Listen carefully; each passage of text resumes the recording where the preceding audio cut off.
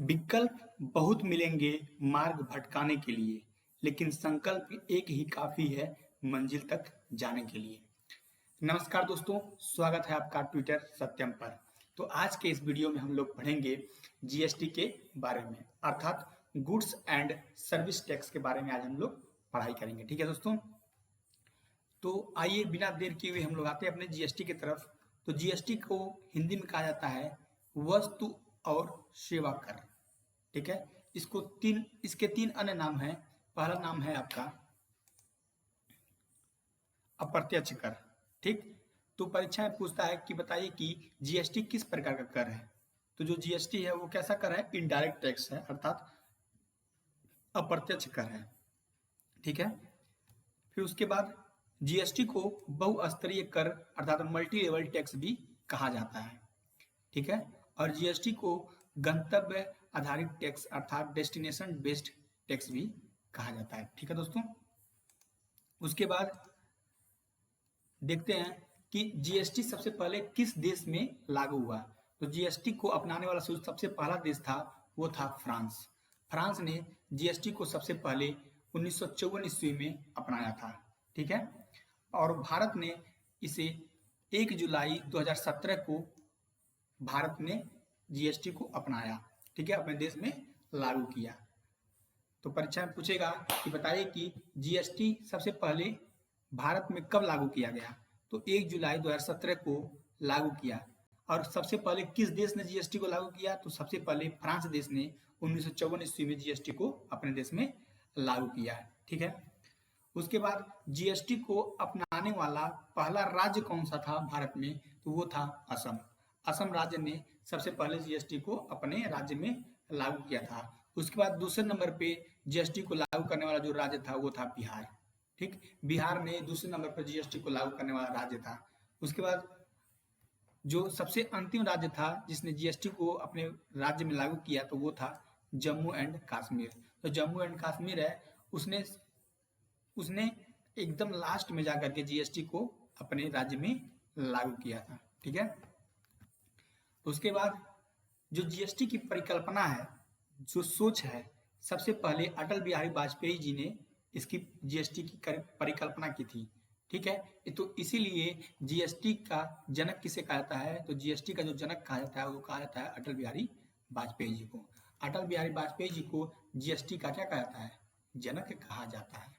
ठीक है, और पूछता है परीक्षा में कि बताइए कि जीएसटी का ब्रांड एम्बेसडर कौन है।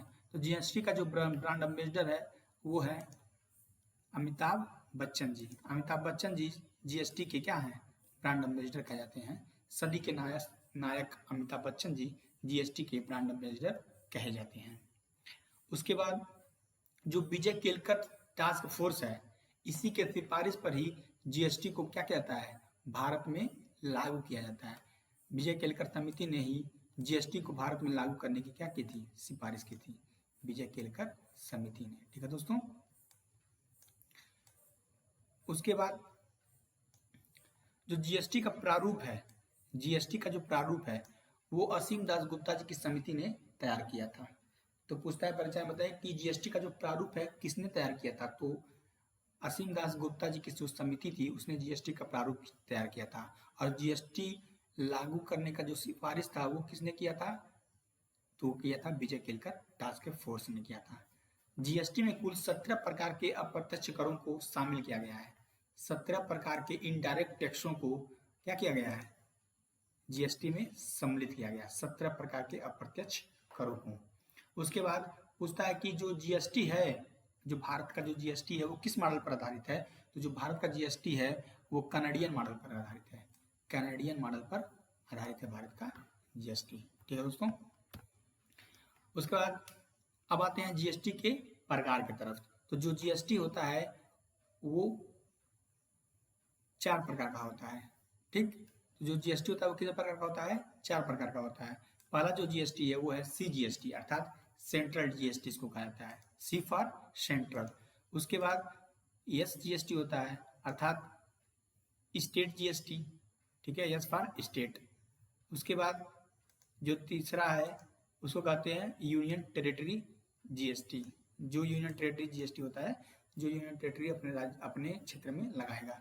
ठीक, उसके बाद एक होता है IGST अर्थात इंटीग्रेटेड जीएसटी।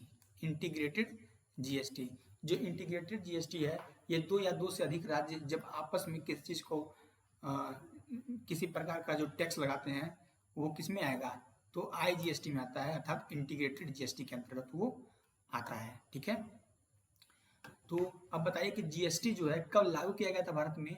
तो जीएसटी जो है वो लागू किया गया था 1 जुलाई सन 2017 को। 1 जुलाई सन 2017 को जीएसटी को क्या किया गया था, भारत में लागू किया गया था।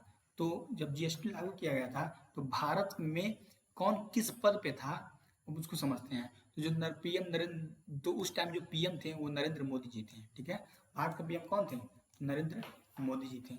उसके बाद जो भारत के राष्ट्रपति थे वो कौन थे, तो भारत के राष्ट्रपति कौन थे, तो वो थे प्रणब मुखर्जी जी। ठीक, अब वित्त मंत्री कौन थे, तो जो वित्त मंत्री थे वो थे अरुण जेटली जी। ठीक है, अरुण जेटली जी क्या थे, वित्त मंत्री थे। ठीक है, तो जीएसटी कितने प्रकार का होता है, 4 प्रकार का, central GST, state GST, union territory GST और इंटीग्रेटेड जीएसटी। ठीक, जीएसटी कब लागू किया गया, तो 1 जुलाई सन 2017 को जीएसटी लागू किया गया था। पीएम कौन थे, नरेंद्र मोदी जी थे। राष्ट्रपति कौन थे उस टाइम, प्रणब मुखर्जी थे।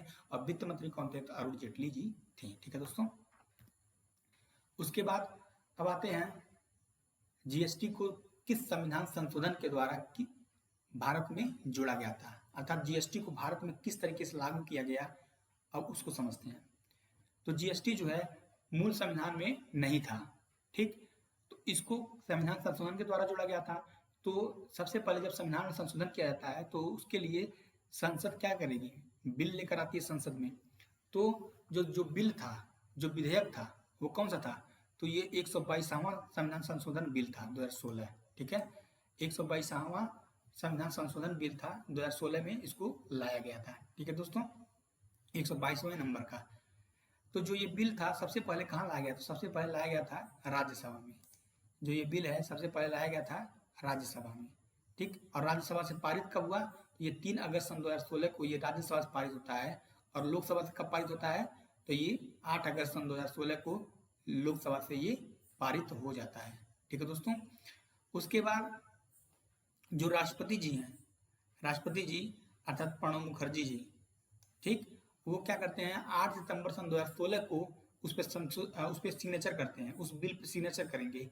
जब राष्ट्रपति जी का फाइनली जब मुहर लग जाता है तो ये क्या बन जाता है, कानून बन जाएगा। ये जीएसटी क्या बन जाएगा, कानून बन जाएगा। और उसी कानून के तहत क्या होगा कि संविधान में 101वां संविधान संशोधन किया जाता है। और उस 101वें संविधान संशोधन के द्वारा 3 आर्टिकल जुड़े जाते हैं। एक था 246वां आर्टिकल 246A, फिर दूसरा था 269A और तीसरा था 279A। ठीक, और जो 279A है ये किससे संबंधित है, तो ये संबंधित है आपका जीएसटी परिषद से अर्थात जीएसटी काउंसिल से संबंधित है। और जो जीएसटी था उसका नारा क्या था, तो वो नारा था one nation one tax one market. ठीक है, तो अब इसको समराइज करते हैं। तो बिल कौन सा था, 122वें नंबर का, कब लाया गया था, 2016 में राज्यसभा से कब पारित हुआ, तो 3 अगस्त सन 2016 ईस्वी को राज्यसभा से पारित होता है। उसके बाद लोकसभा में कब पारित होता है, तो 8 अगस्त सन 2016 को ये लोकसभा से पारित होता है। और राष्ट्रपति इस पर हस्ताक्षर कब करते हैं, तो 8 सितंबर सन 2016 ईस्वी को राष्ट्रपति जी इस पे क्या करेंगे, हस्ताक्षर करेंगे। और उसके तहत 101वां संविधान संशोधन संविधान में किया जाता है। और इस 101वें संविधान संशोधन के द्वारा 246A, 269A और 279A क्या किया जाता है, आर्टिकल जोड़े जाते हैं संविधान में। और जो 279A है वो जीएसटी परिषद अर्थात जीएसटी काउंसिल से संबंधित है। और जीएसटी का जो नारा था वो क्या था, तो वन नेशन वन टैक्स था। ठीक है दोस्तों, उसके बाद अब आते हैं जीएसटी के, जब कोई व्यक्ति जो है उसका जो एक वर्ष में जो उसका ट्रांजेक्शन है आय और व्यय उसका 20 लाख से जब अधिक हो जाता है एक साल में, तो वह जीएसटी के दायरे में आ जाता है। ठीक, तो जो दुकानदार भाई या जो बिजनेसमैन 20 लाख से ज्यादा का टर्नओवर कर लेता है अर्थात इंपोर्ट एक्सपोर्ट कर लेता है, सॉरी इंपोर्ट एक्सपोर्ट नहीं, क्या कहते हैं आयात, उसको कहा जाएगा क्रय विक्रय कर लेगा। ठीक है, क्रय विक्रय 20 लाख से अधिक अगर कर लेता है तो वो किसके अंदर आ जाएगा, एक साल में 20 लाख से अधिक क्रय विक्रय कर लेगा तो वो जीएसटी के अंतर्गत आ जाता है। और जब जीएसटी के अंतर्गत आता है तो सरकार उसे 15 अंक का एक कोड न देता है, जिसको कहते हैं जीएसटी आइडेंटिफिकेशन नंबर कहा जाता है। ठीक, जीएसटी में कुल 4 प्रकार के स्लैब होते हैं, 4 प्रकार के स्लैब होते हैं। ये जो 0% का स्लैब है ये बस ऐसे ही लिख दिया गया है। बाकी ये जो 3 है 5%, 12% और 18%, 28%, ये 3 प्रकार के स्लैब क्या है जीएसटी में जोड़े गए हैं। तो जो जीएसटी में जो 0% वाला स्लैब है वो आवश्यक वस्तुओं पर लगाया जाता है। इसको हमको मतलब अगर परीक्षा में पूछेगा कि जीएसटी में कुल कितने प्रकार के स्लैब है तो आप बताइएगा कुल 4 प्रकार के स्लैब रेट हैं। पहला आपका है 5%, दूसरा है आपका 12% और तीसरा है आपका 18% और चौथा आपका क्या 28%। ये 0% वाला है, इसको जीएसटी स्लैब के अंतर्गत कैलकुलेट नहीं किया जाता है। बस ये हम लोग जानते हैं कि आवश्यक वस्तुओं पे 0% का कर लगाया जाता है सरकार के द्वारा। उसके बाद जो 5% का स्लैब रेट है ये फूड पैकेट और दवाइयों पर लगाया जाता है। ठीक है दोस्तों। उसके बाद जो 12% का जो स्लैब है, 12% का जो रेट है स्लैब रेट है वो कंप्यूटर, वस्त्र और फर्नीचरों पर लगाया जाता है। ठीक है दोस्तों। उसके बाद जो 18% का जो स्लैब है वो बिजली उपकरणों पर क्या कहता है लगाया जाता है, 18% का स्लैब। उसके बाद जो 28% का जो स्लैब है वो लग्जरी वस्तुओं पर लगाया जाता है, लग्जरी वस्तुओं पे, अर्थात एसी हो गया, महंगी कारें हो गई, इन सब पे 28% का क्या लगाया जाता है जीएसटी लगाया जाता है। अब आते हैं हम अपने जीएसटी परिषद की तरफ, जिसको इंग्लिश में कहा जाता है जीएसटी काउंसिल। ठीक है। जो जीएसटी काउंसिल है ये जो जीएसटी काउंसिल है ये एक्ट 59A के तहत आता है और इसका जो प्रकृति है ये कैसा है, ये संवैधानिक संस्था है। ठीक, ये कैसा संस्था है तो ये संवैधानिक संस्था है, अर्थात ये संविधान में इसका उल्लेख किया गया है जीएसटी का। उसके बाद जीएसटी परिषद का कार्य क्या है, तो जीएसटी परिषद का जो कार्य है ये वस्तुओं सेवाओं पर जीएसटी दरों का निर्धारण करना है। जीएसटी काउंसिल का कार्य क्या है, तो ये कार्य है वस्तुओं सेवाओं पर जीएसटी दरों का क्या करना, निर्धारण करना। ठीक, अब जीएसटी परिषद की संरचना कैसी है उसको देखते हैं। तो जीएसटी परिषद का जो संरचना है उसके अंतर्गत जो अध्यक्ष होते हैं वो होते हैं केंद्रीय वित्त मंत्री, अर्थात वर्तमान में जो केंद्रीय वित्त मंत्री हैं अर्थात निर्मला सीतारमण जी, वो क्या है जीएसटी परिषद की क्या है अध्यक्ष हैं। और जो सदस्य होते हैं वो सभी राज्यों और यूनियन टेरिटरी के वित्त मंत्री होते हैं। ठीक है, जो जीएसटी परिषद का जो सदस्य होते हैं वो सभी राज्यों के वित्त मंत्री और यूनियन टेरिटरी के वित्त मंत्री इसके सदस्य होते हैं। और अध्यक्ष कौन होता है, तो केंद्रीय वित्त मंत्री इसके अध्यक्ष होते हैं, अर्थात वर्तमान समय में जो निर्मला सीतारमण जी हैं वो जीएसटी परिषद के क्या हैं अध्यक्ष हैं। और जीएसटी परिषद में कुल 33 सदस्य हैं वर्तमान में जीएसटी परिषद में कुल कितने सदस्य हैं, तो 33% हैं। और जीएसटी परिषद में वोट देने का अधिकार किस तरीके से डिवाइडेड है उसको समझते हैं। जो केंद्र सरकार है वो 1/3 वोट डाल सकता है किसमें, जीएसटी परिषद में, और जो राज्य सरकार है वो 2/3 वोट देने का अधिकार उसको क्या है जीएसटी परिषद के काउंसिल में। ठीक है दोस्तों, ये रहा आपका जीएसटी। ठीक है, जीएसटी अब यहीं पे खत्म होता है। अगर आपको ये वीडियो पसंद आया तो इस वीडियो को क्या करिए, आप अपने दोस्तों के पास शेयर कीजिए। ठीक है, इसको अपने दोस्तों के पास शेयर कीजिए।